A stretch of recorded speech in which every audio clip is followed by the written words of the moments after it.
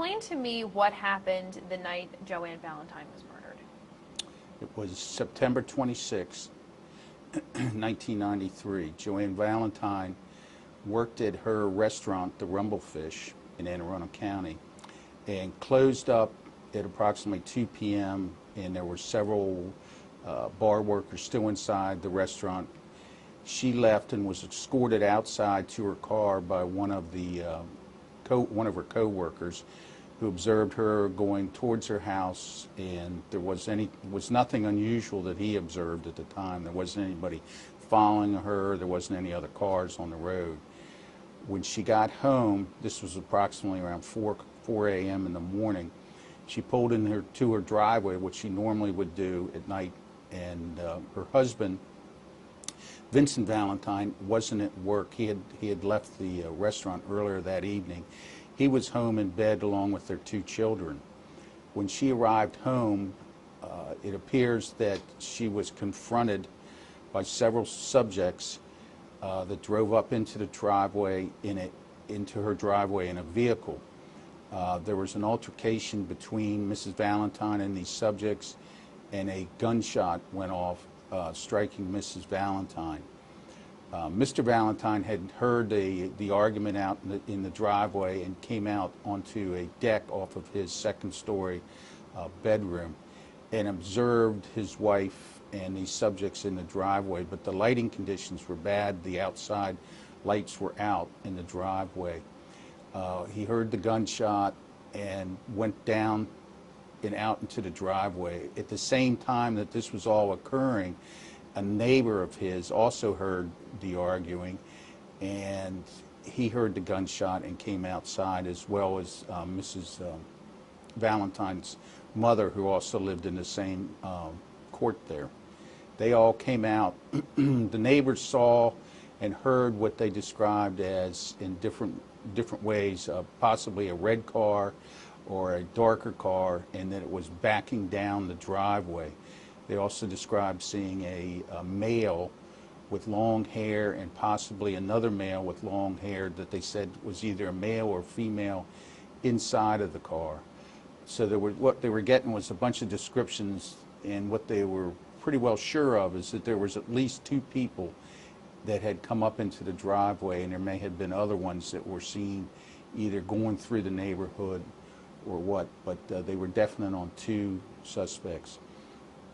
A second shot was also described as being fired from the driveway, and the police were called, and a crime scene investigation, a whole homicide investigation was initiated. Mrs. Valentine was transported to local area hospitals where life-saving methods were employed, but unfortunately she passed away from the injuries. The crime scene produced little physical evidence.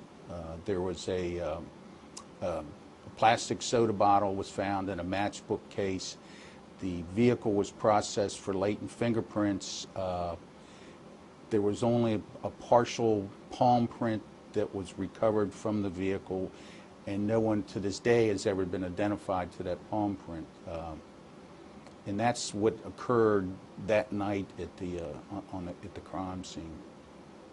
That second shot, was that fired in Vinny's direction, or is that what witnesses said, or was that ever confirmed? It was never confirmed which direction it was fired. It was just that they heard the gunshot and then it was fired in the driveway. The assumption was it was fired back towards the house, but not being there, not recovering shell casings or a second projectile, they were unable to determine. Did these men come in the driveway behind Joanne? So her car was first and then they came up behind her, or were they already waiting? Well, they know for a fact that a car came in and that somebody came from the direction of the car. Whether there was other people that were already there in place, I really can't say, but the car came in after she drove into the driveway. From what I understand, the family said that Joanne had been carrying a substantial amount of cash with her that night. I guess the money that was made at the bar. They said that her purse was open in the front car. She also was wearing a lot of really expensive jewelry. Was any of that taken? No, none of the jewelry was taken. The purse was taken out of the car by Mr. Valentine and taken into the house prior to the police coming there, and then was brought outside when the police believed that maybe the purse was taken. There was cash in the purse that appeared came from the restaurant. So, I mean, obviously there's a million different variables that you can look at, but if the cash was in plain sight, if her jewelry was in plain sight and they didn't take it, you know, it could either be a robbery that went wrong, or maybe they did just go there specifically to attack her. I really, like you said, there's a million different scenarios that could be played out. As far as, like I said before, the lights and the driveway lights were not on. Everyone that was there that night described it as being very dark. So whether somebody could actually see inside the car, I don't know.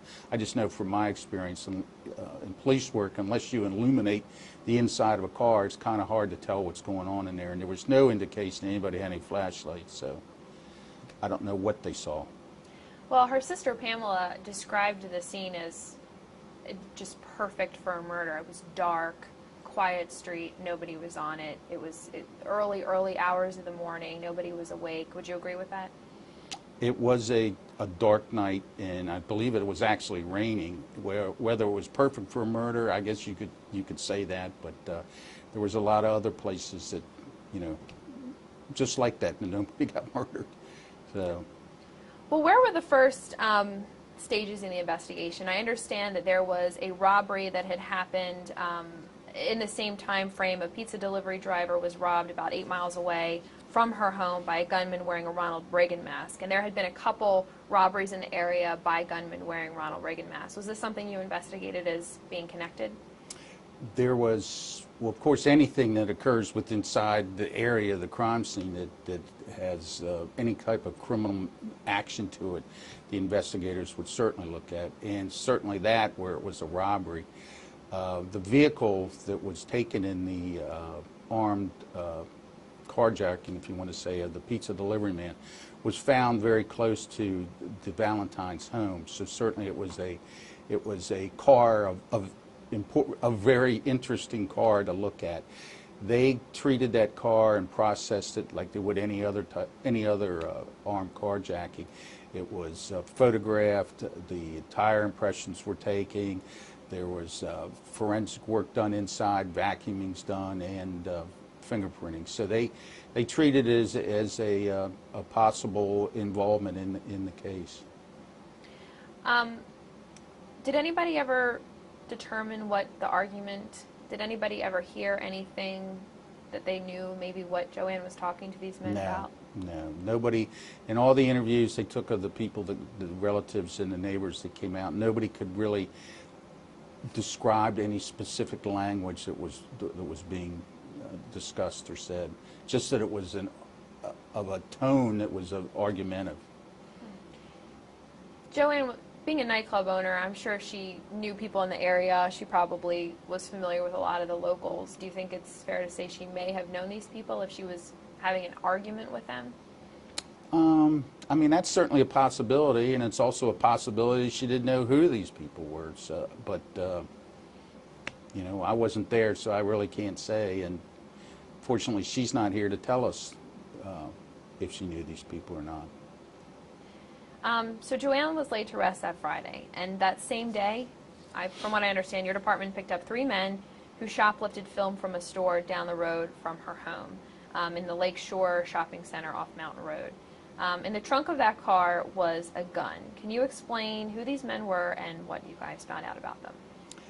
They were 3 gentlemen from Baltimore City that pretty much made a living by shoplifting and running flim-flams, and they were heroin addicts from Baltimore City, and that they stole to supply their heroin habit. They were in that shopping center actively doing shoplifting from the retail stores there. Two of the gentlemen were still inside the car, and there was another one that was outside. They were actually stealing. When the officers did their preliminary investigation, let me go back. They were originally called there for a suspicious car with people inside of it, or suspicious people in a car. The officers responded to where the call was initiated from and found these gentlemen inside the car, had conversation with them, and then encountered these other gentlemen coming out of the stores. They were directed to I forget the name of the store, it may have been a Kentucky Fried Chicken or whatever it was, where these gentlemen went inside and came out. They found stolen items inside the bathroom where they had just come out of. The officers had probable cause at the time to make an arrest for theft, and they ordered the subjects out of the car and subsequently searched the car and found a loaded Taurus 38 handgun inside the trunk of the vehicle. They also located a ankle holster on the floor of the back seat of the vehicle, along with other stolen items. These gentlemen were taken to the district stations where they were processed, charged, and for theft. The handgun was processed as normally would all handguns. At the time of this, there was really there was no connection between these guys in the Valentine homicide. But subsequently, the handgun was sent to the Maryland State Police for a ballistics test and a comparison test, because at the autopsy of Mrs. Valentine, they recovered a .38 projectile from her. So they had the gun and they had a projectile. Now they asked the Maryland State Police to say, did this projectile come from this gun? The Maryland State Police conducted a test and reported back to the Anne Arundel County Police that the gun recovered from the trunk of the vehicle was the gun was used to shoot Mrs. Valentine. The projectile matched the markings from the barrel of the gun that was recovered. Now, for somebody who doesn't know anything about guns, myself included, how does that work? How is there numbers on the bullet that? What does a ballistic test tell you? I'm not a firearms expert, but in my experience and what I've learned is basically that there's several different ways that they test. They can compare a projectile or a shell casing to a handgun. One is by the firing pin. In this instance, we didn't have a projectile. In semi-automatic weapons, if they're used, they eject the shell casing out and it's left on the crime scene. When you don't find any shell casings on a crime scene, you start thinking, well, maybe this was a regular revolver or a pistol. So then if they don't have the shell casing to compare it with, then they compare it to the slug or the actual bullet that comes out. In each gun, there's, I guess they call them striations, where they twist to keep the bullet from going straight inside the barrel. There's markings and it twists to keep the barrel. Every time the bullet passes through the barrel, the barrel leaves imprints on the bullet.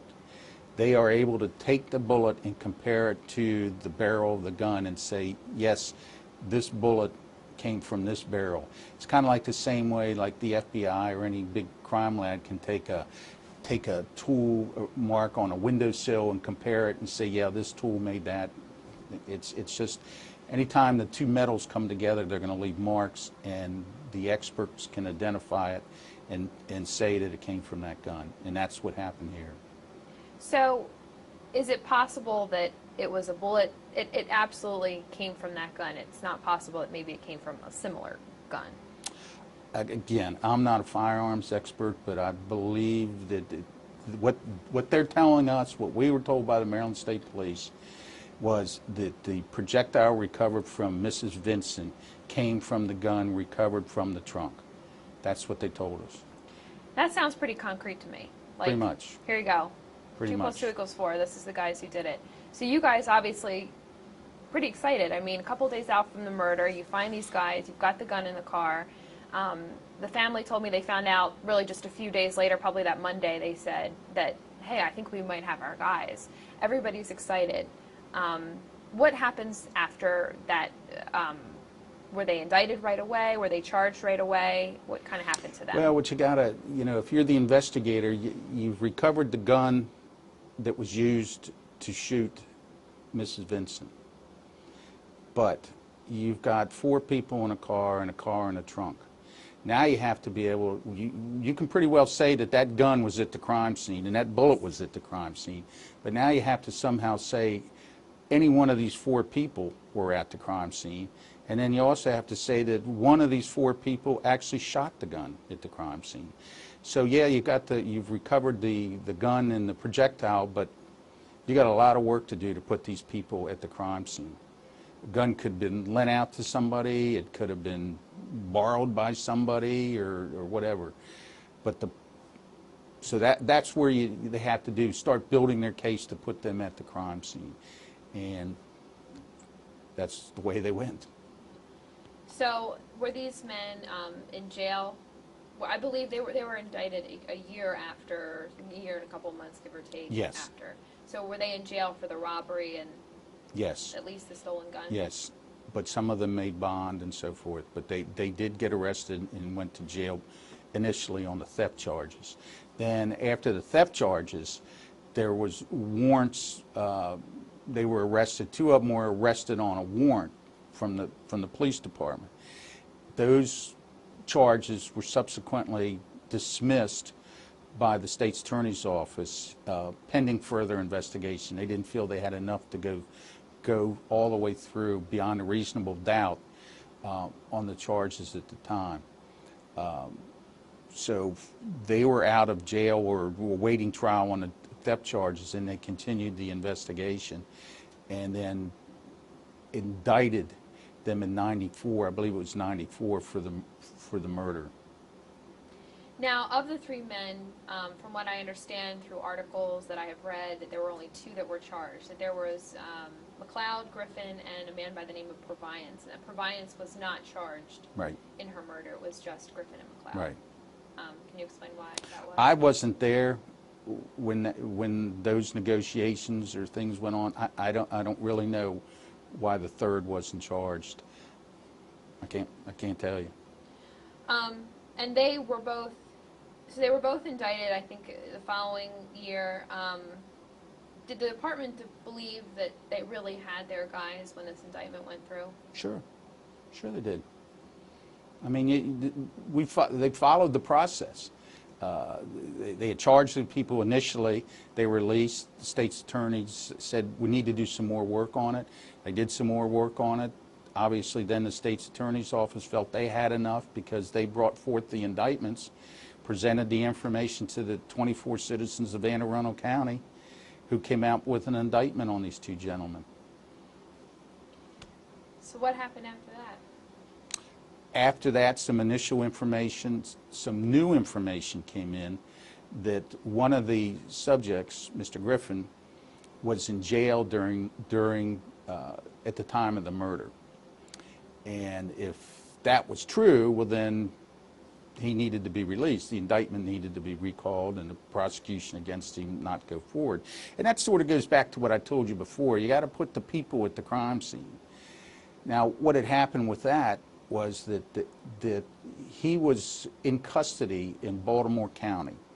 When the detectives back then checked on his status, they used all the computer systems to their availability to check his status, whether he was under arrest, where he was, or what he was doing.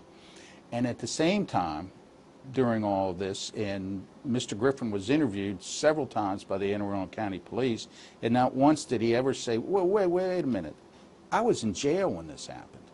Never said it. So it was kind of like everything just lined up. You would think that, I mean, if you were in jail, you'd say, wait a minute, I wasn't there, I was in jail, but he never did. So the Anne Arundel County Police went up to Baltimore County and hand searched all the records up there and found out that he was actually in custody at the time of the murder. And what had occurred is he had lesions on his fingers from a medical problem that he had. When that occurs, they don't fingerprint you. When they don't fingerprint you, you don't get put into the system. So when they went to do the record checks, he wasn't in there. And you might say, well, geez, why didn't they go up and hand search it then? Because that's just not the way, you know, I mean, if there was some indication that he was in there, they would have done it. But they didn't find it in the computer, and he didn't say anything about it, so that's how it went on. So, but fortunately, the system did work, and they caught it that he was up there. Why do you think he didn't tell? I mean, to me, that's like the greatest alibi. I mean, he was in jail, but here you are. You're in jail. There's going to be record that you were in jail. Why wouldn't you tell the police, hey, I was in jail, I wasn't there? I have no idea what his thought process was at the time. Maybe one offering could be is maybe he never understood what the date was the murder occurred. I don't know. You know, it's... From what I understand through reading several articles afterward, there was a man who came into play after the indictment fell through, Clarence Pittman. Can you explain who he is? He was... I guess you could describe him as a jailhouse informant. He was a gentleman that came and provided information to the Anne Arundel County Police that he had knowledge about the murder and about the subjects that were involved with the murder. They took his statements, used him to try to obtain some other information, and subsequently they determined that he was providing false information to the police department, which is not uncommon. He was already in jail for like carjacking or something like that, so he was trying to get... Right. Position himself to take advantage of some information that he had or information he gleaned by watching TV or by newspapers or somebody coaching him on it, but his information wasn't any good. So, to me, it seems like you had quite a few blows. I mean, here you thought you were on the right track, you thought you had these guys, and then bam, you find out he was in jail and he'd never said anything. Then you think you have this informant who might be putting these guys right back where you need them, and then bam, he turns out to be useless. And then you get a third kind of crutch in it, which was Joseph Kapora. Would you explain who he is? I don't know the man personally, but I've been told that he was the firearms examiner for the Maryland State Police that did the firearms examination on the projectile taken from Mrs. Vincent and made an identification. And then he ended up, they found out that he didn't have the college degree he said that he had, and he started to become investigated, and that's a blow to your case again. You're just... Tell me how frustrating it must have been for you guys to have all of this kind of fall apart after a year's worth of effort.